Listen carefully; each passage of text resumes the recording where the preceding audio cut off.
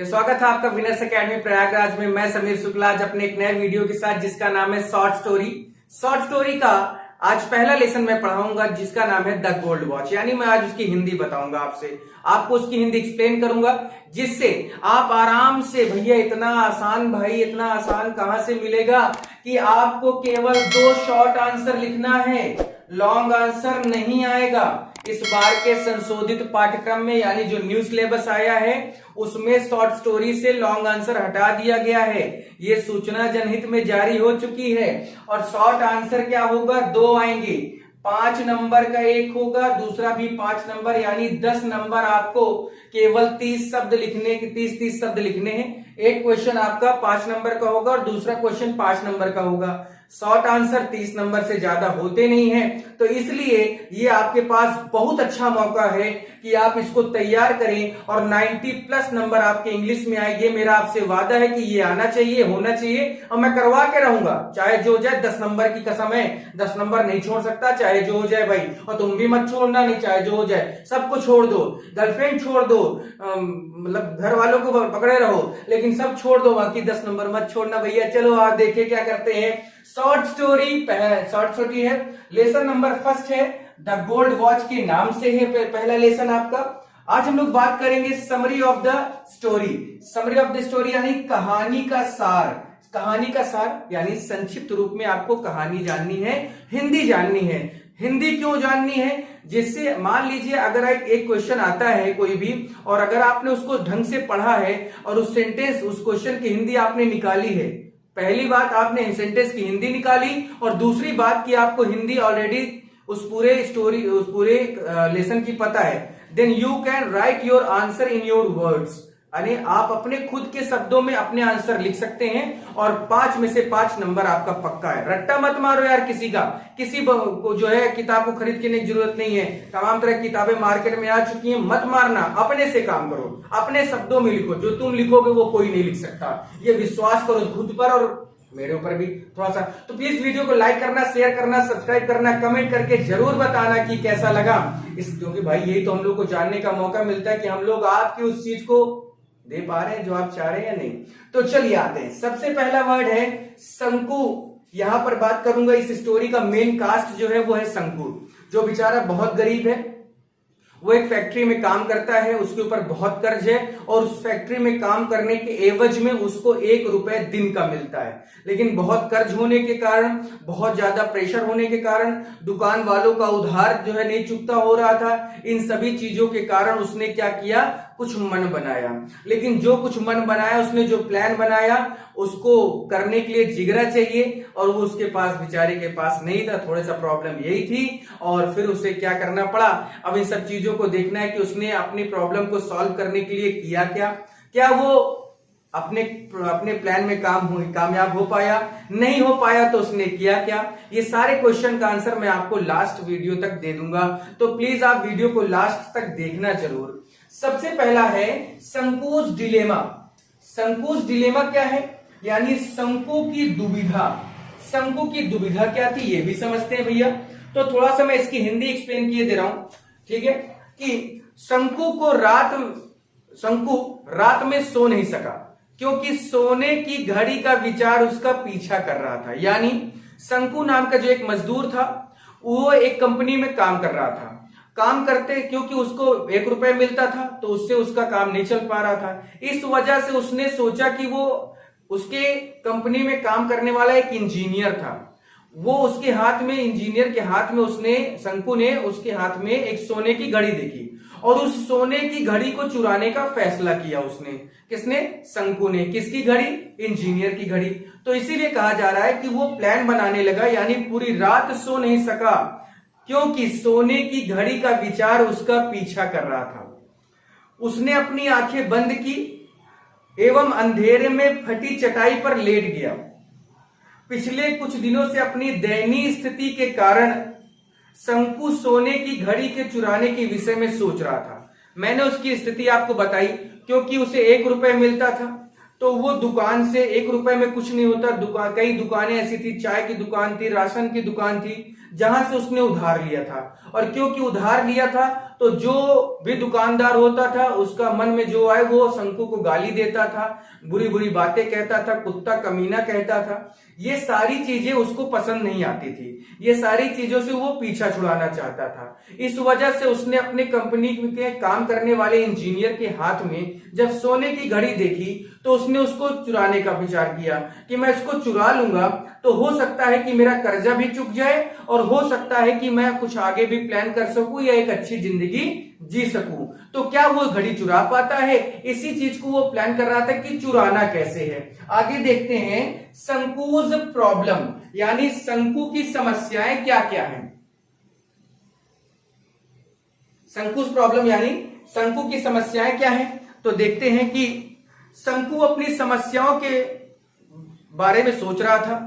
3 दिन बाद उसे अपना वेतन मिलने वाला था, जो कि 13 दिनों के लिए 13 रुपए की अल्प राशि थी। यानी 13 दिन, क्योंकि मैंने कहा ना कि उसे दिन का 1 रुपए मिलता था, तो 13 दिन के 13 रुपए थे और बहुत छोटा सा अमाउंट है 13 रुपए। उसने एक दुकान से खरीदारी की थी जिसके लिए उसे 4.5 रुपए चुकाने थे। यानी अगर 13 में से 4.5 हटा दो तो 8.5 बचते हैं, शायद 8 4 12 13, नहीं 9.5 बचते, नहीं 9.5 ही बचते हैं। ठीक है, थोड़ा सा मैथ मेरी वीक है, समझ लेना भाई। ठीक है, तो उसे 4.5 रुपए एक दुकान के चुकाने, तो बचा कितना 9.5 रुपए, जिसके लिए उस शंकु के पास 8.5 रुपए शेष राशि के रूप में बच रहे थे। आई एम सॉरी, क्योंकि 8.5 और 9.5 नहीं भाई, फिर से कह रहा हूं मैथ कमजोर है मेरी। तो 8.5 रुपए उसको बच रहे थे 13 में से, क्योंकि 13 में से उसको क्या करना था, 4.5 रुपए उसे चुकाने थे। अब उसके पास 8.5 रुपए शेष बच रहे थे। उसे फंड का भी पैसा लौटाना था, जिससे उसने अपनी माँ की वार्षिक श्राद्ध के अवसर पर घर जाने के लिए उधार लिया था। यानी उसने फंड भी निकलवाया था अपनी माँ की बरखी के लिए। अब ठीक है, उसे चाय की दुकान वाले को 3 रुपए देने थे। भाई चाय की दुकान में भी उधार किया था, तो बचा कितना, जो है उसे 3 रुपए देने थे। इसके अतिरिक्त चावल आदि की कीमत के लिए भी उसे पैसे चुकाने थे। उसे अली को 6 रुपए देने थे अतिरिक्त, और मकान का किराया 3 रुपया देना था। इन सब के अतिरिक्त उसने 12 पैसे, 25 पैसे एवं 15 पैसे विभिन्न लोगों से उधार लिए थे। सभी राशियों को जोड़ने, यानी सभी चीजों को जोड़ने के बाद 22 रुपए 13 पैसे हो रहे थे। उसे मिलना कितना है, 13 रुपए, और उसका पूरा कर्ज कितना है, 22 रुपए 13 पैसे। उसे अपनी पत्नी से भी 3 रुपए मांगे थे। भाई उसको भी चुकाना पड़ेगा, नहीं दोगे तो और बवाल कांड हो जाएगा। जिसे उसे अपने सबसे छोटे बच्चे की करधनी के लिए खरीदने के लिए बचाए थे। यानी उसकी वाइफ ने अपने बच्चे की करधनी के जो कमर में बांधी जाती है उसके लिए बचाए थे, लेकिन आया मुंह उठा के मांग के लेके चला गया। बेचारी वाइफ, उसने देखा, कहा ले जाओ, लेकिन ले तो जाओ, लेकिन मेरा पैसा वापस कर देना। अब सोचो कि 13 रुपए उसे मिल रहा है और उसके ऊपर उधार कितना है, 22 रुपए 13 पैसे, और उसमें से भी और कितना है, 3 रुपए वाइफ का भी लिया है। यानी कर्जा फुल आदमी था, कर्जा फुल आदमी था, यानी इसे पूरी तरह से कर्जे से भरा हुआ था। इन्हीं सब समस्याओं की वजह से उसने ऐसा कुछ सोचा था। नहीं, चुराना कौन चाहता है, कोई नहीं पसंद करता कि वो चोरी करे। तो शंकु के लिए यह सोचना भी आसानी था कि अगर वह कर्ज चुकाने में असमर्थ रहा तब वह अपमान एवं हंसी का पात्र बनेगा।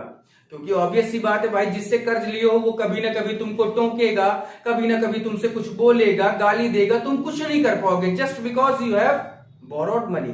ठीक है, फैक्ट्री जाते समय उसकी पत्नी ने उसे 2 पके हुए केले लाने का अनुरोध किया था, क्योंकि वो रात भर सोया नहीं। लेकिन जब वो सुबह उठा और उसके बाद वो जब जैसे ऑफिस के लिए निकल रहा था तो उसकी वाइफ ने कहा कि ऐसा है, जा रहे हो, जब जा ही रहे हो तो 2 पके केले लेते आना, क्योंकि उसके पास बच्चे को पिलाने के लिए दूध नहीं था। उसके बड़े बच्चे के शरीर में घाव हो गया था, इसलिए उसने उसे एक मरहम लाने के लिए भी कहा। इसके अतिरिक्त शंकु की पत्नी गर्भवती थी और उसने अपने आप को परिवार की देखभाल न करने के लिए कोसा। यानी आप समझो, खुद समझो, बहुत बड़ी दयनीय स्थिति में है बेचारा एक आदमी। हुआ क्या कि एक आदमी जो बेचारा 1 रुपए कमाता है, उसको 13 दिन बाद उसके 13 रुपए मिलने वाले थे। अब उसने जब अपना कर्जा पूरा जब सोचा बेचारा, तो उसे कर्ज के रूप में कितना देना था, उसे 22 रुपए 13 पैसे देने थे, प्लस 3 रुपए उसने अपनी वाइफ से लिए थे, वो अलग। अब क्योंकि हुआ क्या, फंड भी देना था क्योंकि उसने माँ की बरखी के लिए निकाला था, और तमाम तरह की चीजें थी, किसी का उधार था, किसी के चाय का उधार, चावल का उधार, पानी का उधार, तमाम तरह की किराया। अब वो इन सब चीजों को बहुत परेशान थे, इन सब चीजों को कि मैं कैसे इसको पूरा करूं, अगर नहीं पूरा करता हूं तो लोग मुझे गाली देंगे, मुझ पर हंसेंगे। इस वजह से बहुत ज्यादा वो दिक्कत में था। और फिर वो उठा, वो ऑफिस जाने लगा, तो उसकी पत्नी, तो बेचारा आदमी औरत से परेशान था अपने, क्या वो जाते समय ऐसा जा रहे हो तो 2 केले लेके ही आना, उसके बाद अच्छा ये लेके आना, तो मरहम भी लेके आना, बच्चे का घाव हो गया, और तीसरा भी रास्ते में था, the third is on the way, यानी वो प्रेग्नेंट भी थी, और प्रेग्नेंट होने के कारण उसकी देखभाल नहीं हो पा रही, तो उसमें भी उसको कोस रही है। यानी एक अकेला आदमी, एक बेचारा आदमी कहां तक जिंदगी जिएगा, इसी जिंदगी भाई, इसी वजह से बहुत परेशान था, बहुत दिक्कत में था, लेकिन कर भी क्या सकता है, he can't run away, so that's why he decided to steal the watch, इसीलिए उसने घड़ी चुराने का फैसला किया। तो आगे देखते हैं इसमें, यानी वॉच स्टोलन बाय शंकु, वॉच स्टोलन बाय शंकु। अब इसको देखो, शंकु के द्वारा या शंकु द्वारा घड़ी चुराना। लास्ट इसका है ये कि जब वो ऑफिस गया तो ऑफिस में डेली 1 बजे लंच होता था, क्योंकि इंजीनियर की घड़ी पर जो नजर थी वो शंकु की थी, और डेली 1 बजे क्या था कि 1 बजे लंच के लिए घंटी बजी, सब लोग अपनी अपनी जगह पर लंच के लिए चले गए भाई, कोई होटल में चला गया, कोई बाहर चाय पीने चला गया, कोई कहां चला गया, कोई टिफिन लेके चला गया, लंच के लिए चले गए, लेकिन शंकु एक कोने में खंबे के सहारे टिक कर खड़ा था, यानी शंकु ऐसे खड़ा था, जाओ साहब कब जाओगे, जाओ तो तुम्हारा काम प्रैक्टिस करें, यानी तुम्हारी घड़ी चुराए, लेकिन शंकु एक कोने टिक कर खड़ा था। वह इंजीनियर की सोने की घड़ी चुराने के लिए एकदम उत्सुक था, कब जाए कम काम 35 कर, कब जाए मैं तुरंत लपेट के अपने जेब में रख लूं। जो ठिगने कद का था, यानी जो छोटे कद का था इंजीनियर, उसी की घड़ी चुराने के लिए था, और बहुत ज्यादा एकदम मार परेशान था कि जाए मैं बस इसका काम तमाम कर दूं इसका जो है, लेकिन उसकी आंखें बार बार उसको देख रही थी कि ये जा रहा है कि नहीं जा रहा है। शंकु इंजीनियर के कार्यालय के बाहरी हिस्से में शीशे की खिड़की की ओर गया, यानी जो इंजीनियर का ऑफिस था उसके बाहर खिड़की लगी हुई थी और शीशे की खिड़की लगी हुई थी, वहीं पर वो गया। वह सोने की घड़ी मेज पर रखी हुई थी, और क्योंकि इंजीनियर की आदत थी जब वो लंच करने जाता था तो डेली वो अपनी घड़ी उतार कर, सोने की घड़ी उतार कर मेज पर रख कर जाता था, और इसी चीज को उसने पहले जो क्या करते हैं रेकी की, कि ऐसा अच्छा ये इतने बजे जाता है, इस समय जाता है, ये खाता है तब आता है, इतना समय मिलेगा, सारी रेकी उसने कर डाली थी। तो उसने अपने हाथ को खिड़की के अंदर बढ़ाया और घड़ी को पकड़ लिया, यानी वो रूम के अंदर नहीं गया, वो खिड़की से ही अपना हाथ ऐसे आगे बढ़ाया, और उसने क्या किया, उसको जो सोने की घड़ी थी उसको उठाया और अपनी जेब में डाल लिया। लेकिन अचानक उसने गैलरी में से किसी को आते देखा। देखिए उसका जिगर मजबूत नहीं था, कलेजा उसका मजबूत नहीं था, दिल मजबूत नहीं था, डर रहा था कि अगर मैं चोरी करते पकड़ा गया तो लोग मुझे क्या करेंगे, मारेंगे, पीटेंगे, प्लस कंपनी से निकाल भी देंगे। इस चीज का उसे डर भी था, और इसीलिए कांपते हुए वो गया और उसने घड़ी चुरा ली। अचानक उसने गैलरी में से किसी को आते देखा और वह डर गया कि कहीं पकड़ा ना जाए। पकड़े जाने के भय के कारण शंकु का चेहरा सफेद हो गया, डर रहा था, यानी वो कोई प्रोफेशनल चोर नहीं था, वो सिर्फ अपनी जरूरतों को पूरा करने के लिए चोरी कर रहा था। और आप जानते हैं कि एक आदमी जब अपनी जरूरतों को पूरा नहीं कर पाता, वो हमेशा गलत काम करने के लिए क्या होता है, उत्साहित होता है, प्रोत्साहित होता है। इस वजह से खैर ये सब चीजें नहीं करनी चाहिए। उसे लगा उसे सभी चोर चोर कहकर पुकारेंगे। इस डर के कारण उसने यह निश्चय किया कि वह घड़ी को उसी स्थान पर रख देगा जहां से उसने चुराया है। यानी वो इतना डर रहा था कि वो घड़ी तो उसने चुरा ली, जेब में भी रख ली, अब घड़ी उसके जेब के पास एकदम जैसे कोयले की तरह जल रही थी। उसको डर था कि अगर मेरे दोस्तों ने देख लिया, कंपनी के किसी आदमी ने देख लिया, और जब देखेगा तो मुझे वो ले जाकर सिक्योरिटी के सामने खड़ा करेगा, सिक्योरिटी मुझे मारेगा, पीटेगा, सब चोर चोर कहकर बुलाएंगे। सब चोर कहेंगे, सबका विश्वास मेरे ऊपर टूट जाएगा। इस डर के कारण उसने क्या किया, तुरंत घड़ी को निकालकर वापस मेज पर रख दिया। घड़ी को जेब से बाहर निकाला एवं मेज पर रख दिया। अपने कर्ज के बारे में सोचता हुआ वह सांस रोकते हुए वहां से चला गया। यानी अब देखिए मैं आपको बताता हूं, यानी हुआ क्या कि एक बंदा है जो प्रोफेशनल चोर नहीं है, प्रोफेशनल क्रिमिनल नहीं है, लेकिन उसकी जरूरतें क्या है, उसे चोर बनने पर मजबूर कर रही है। फिर भी क्योंकि इतना डर है, इतना भय था उसके अंदर कि वो उस काम को नहीं कर पाता है। तो शंकु के बारे में यही था कि शंकु की जो दुविधाएं थी बहुत थी कि कैसे चुराए, किस तरह से चुराना है, प्लानिंग उसने कर ली थी। शंकु की समस्याएं तो अपार थी। 13 रुपए मिलना था, 22 रुपए 13 पैसे उधार हैं। उधार चुकाने के लिए क्या करे वो, क्योंकि उसके पास एकमात्र ही उपाय था कि वो अपने इंजीनियर साहब की घड़ी सोने की चुरा ले। और क्योंकि वाइफ भी उसकी बहुत प्रॉब्लम देती थी, जैसे प्रॉब्लम क्या है भाई, उसकी भी जरूरतें हैं। अगर वो प्रेग्नेंट है तो उसको उसकी देखभाल करनी चाहिए। बच्चे को क्या करना है, खिलाना पिलाना है। एक बच्चा अगर बीमार है, उसको कुछ फोड़ा फुंसी निकला तो मरहम लाना है।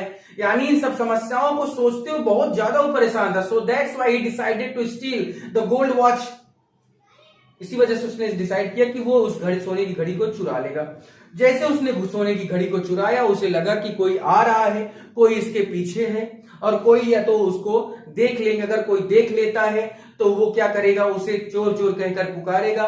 इसलिए उसने ना आओ देखा ना ताव देखा। उसके अंदर की जो आत्मा थी वो गवाही उसे नहीं दे रही थी कि वो कुछ ऐसा करे, लेकिन उसने जब कर लिया, लेकिन फिर से जब वो डरा तो उसने क्या किया, तुरंत उस जो घड़ी है उसको निकालकर उसने क्या कर दिया, वापस मेज पर रखकर वहां से चला गया। तो इस तरह से ये कहानी है, ये स्टोरी है। आपने इस स्टोरी को लास्ट तक देखा, आपको समझ में आ गया हो। मैंने आपसे बता दिया है कि 5-5 नंबर के 2 शॉर्ट आंसर आएंगे जो 10 नंबर आपको देके जाएंगे। एक्सीडेड 30 वर्ड्स यानी 30 शब्द से ज्यादा नहीं होने चाहिए। बहुत आसान है, बहुत इजी है। ये एक फ्री का नंबर है भैया, फ्री का नंबर है तो इसे जाने मत देना, चाहे जो हो जाए।